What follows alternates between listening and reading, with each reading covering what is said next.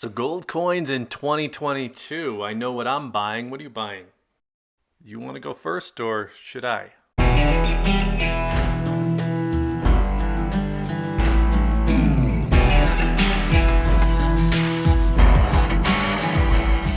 Okay, so I mentioned in a recent video that I hit a goal earlier this year, or I'm caught up, however you want to look at it. And then I followed that one up with my take on 24 karat gold versus 22 karat gold. And if you put those two ideas together, it's some pretty good context on why I'm buying what I'm buying lately. So I have a base of eagles. I also have a fair amount of buffaloes. Beyond that, I can focus on 24 karat only or just the coins I really like because 80 to 90% of what I already have is the most liquid option that I can possibly get my hands on. And that is driving a lot of my decisions right now. So I feel like maybe I sold those eagles a little bit short in my 22 karat versus 24 karat video. Here in the United States, the eagles are still more popular than anything, buffaloes included. And based on the comments of the last video, I think it's pretty clear that 24 karat is the more popular choice here on YouTube at least. And I think it's important to get what you like.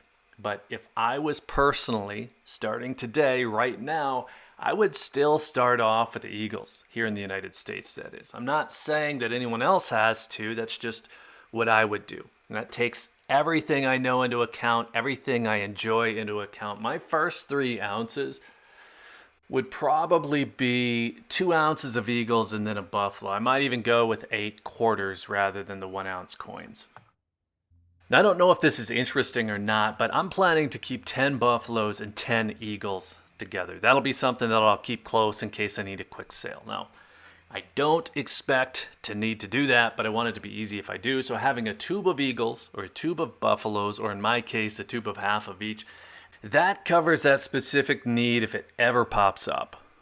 So the rest then can easily be taken to the vault if I get there or just stored a little bit further off. And I'm not sure that I've ever gotten into this part before or not, but if I'm truly storing something in a vault or wherever in any kind of scale, I found that uniformity is the way to go. I don't have to think about what it is or how I'm going to sell it. Having tubes of eagles as savings to me is the ideal situation. Really, nothing else comes close to that. Again, that's for me. And that's totally different from all this other stuff, the remaining 10%.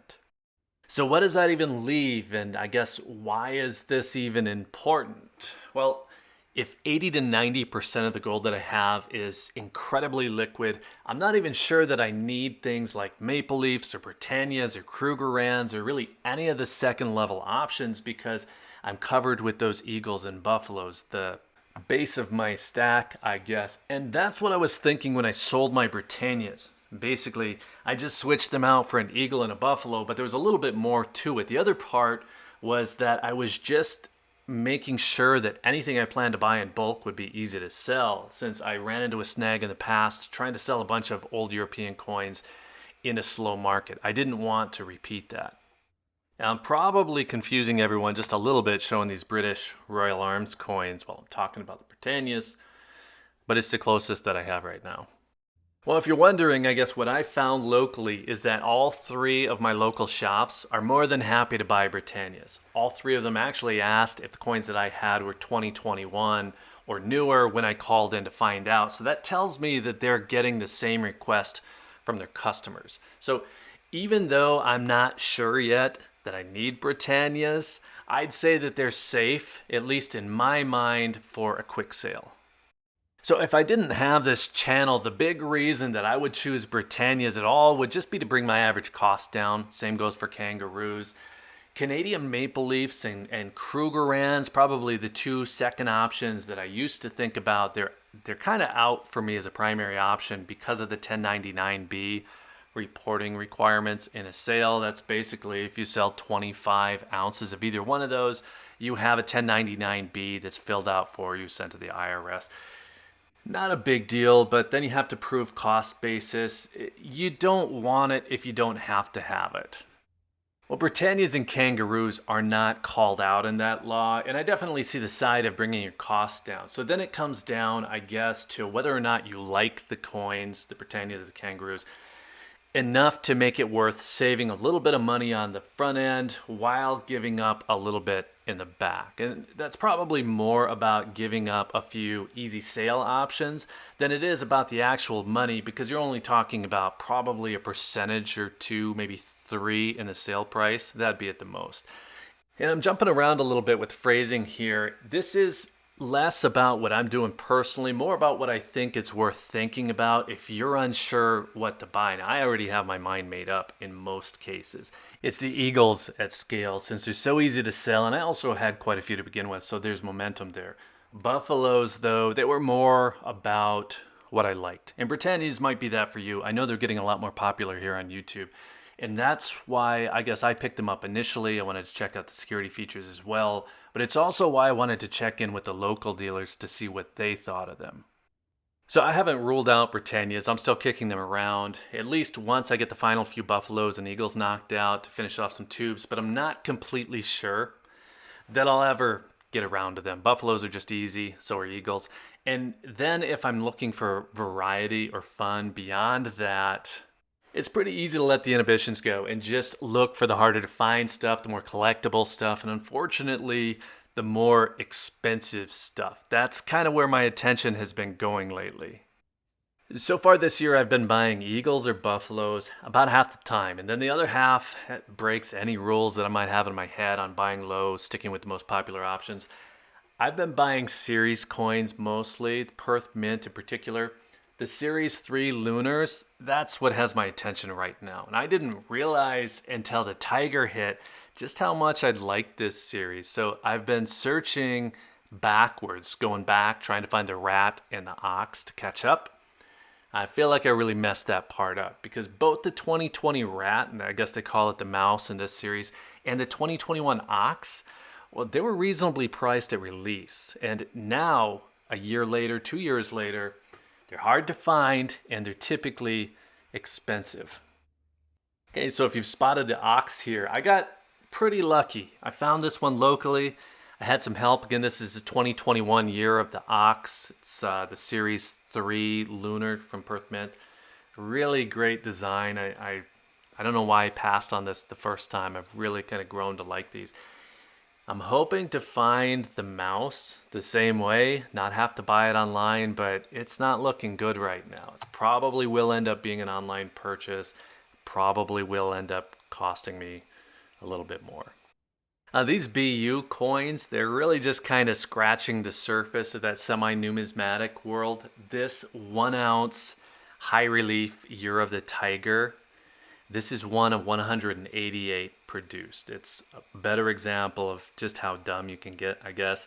I would love to find a high relief ox as well, but I don't even know where to start. These are incredibly hard to find. I have seen the Series 2 goat and snake pop up. I think I've seen them on AppMex just recently, but Lunars for me, they're a little bit different than anything else. I usually get caught up in what years my family members were born on. So the whole idea of the lunar calendar, of course, is that you'd be a tiger if you were born in 2022 or 2010 or 1998. So I know what I am, I know what my wife is, I know what my kids are, and then I focus on those. I like tigers, I like oxen, I like monkeys, I like pigs.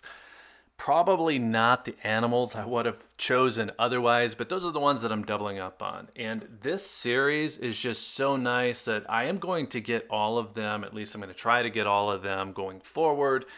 But I'm looking at the BU to collect, and then I want to try to find a few more of those specific animals. So I'm watching for high relief versions to pop up if I can find them. So if you have a line on any of those coins, and even starting with the mouse, both the BU and the high relief, I'm all ears. I'm having trouble finding them.